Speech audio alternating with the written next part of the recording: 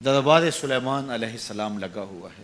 بلقیس ملک سبا سے حاضر خدمت ہونے کے لیے چل پڑی۔ جب بالکل قریب آ گئی اور حضرت سلیمان نے اپنے درباریوں سے کہا کہ مجھے تخت بلقیس چاہیے، جنوں میں سے بڑا قوی ہیکل ایک جن نے کہا حضرت یہ خدمت میرے سپرد رہی، میں لے کر آتا ہوں۔ کب لاؤ گے؟ اس نے کہا کہ میں دوپہر تک لے آؤں گا۔ وہ کوئی 7 والی گلی میں نہیں پڑا ہوا تھا، وہ 1 مہینہ جاتے ہوئے لگتا تھا، 1 مہینہ آتے ہوئے لگتا تھا۔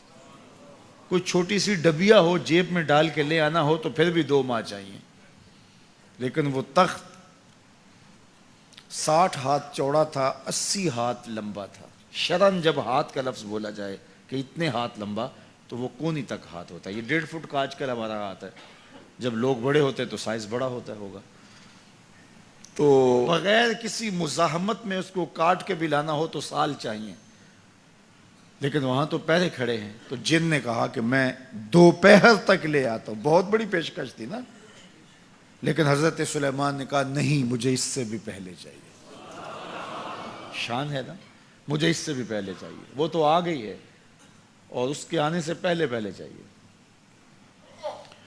اب جندوں میں جو سب سے طاقتور تھا اس نے تو اپنی پیشکش رکھی کہ میں تو اتنا کر سکتا ہوں کہ دوپہر تک لے آؤں۔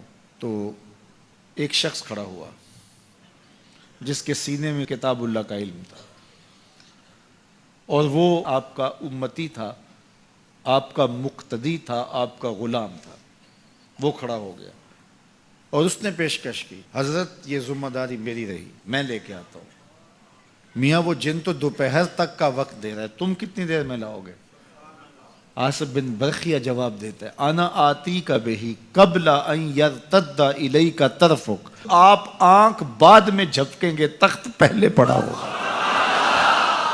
حضرت سلیمان نے بھی آنکھ نہیں جھپکی، تخت سامنے پڑا تھا۔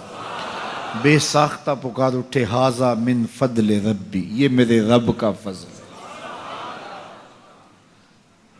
اب حضرت سلیمان علیہ السلام کے ایک درباری، آپ کے ایک مقتدی اور آپ کے ایک امتی کو اللہ نے یہ طاقت، توانائی اور شان دی ہے کہ 1 مہینے کی مسافت پہ پہروں کے حصار میں پڑا ہوا اتنا بڑا تخت آنکھ جھپکنے سے پہلے دربار میں حاضر کر دیتے ہیں۔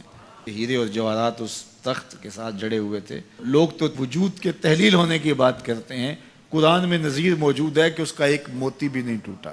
حضرت امام فخر الدین رازی علیہ رحمہ فرماتے ہیں، جب حضرت سلیمان کے مقتدی کی یہ شان ہے کہ آنکھ جھپکنے سے قبل اتنا بڑا تخت حاضر کر دیتا ہے، تو جس امام کے پیچھے مسجد اقصی میں حضرت سلیمان خود نماز پڑھی، اس مقتدا کی شان کا عالم کیا ہوگا؟ جب ان کے امتی کی یہ شان ہے تو پھر امام الانبیاء کی عظمتوں کا عالم کیا ہوگا؟ تو آنے واحد کے اندر تخت بلقیس کا حاضر کر دینا یہ نظیر ہے اس بات کی کہ ایک جگہ سے دوسری جگہ مختصر وقت کے اندر منتقل ہونا یہ کوئی مسئلہ نہیں ہے۔